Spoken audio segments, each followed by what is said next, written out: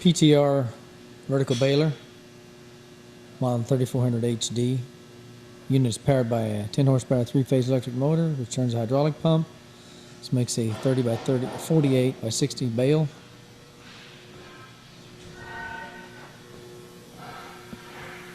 These are the controls. Manual door handle, hydraulic pump.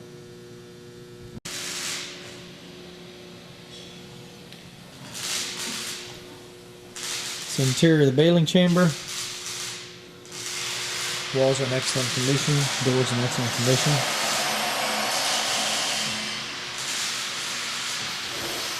Some manual close here.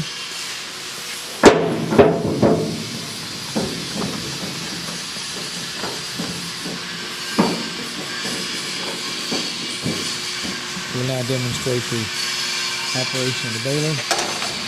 Closing the door and lowering the platen.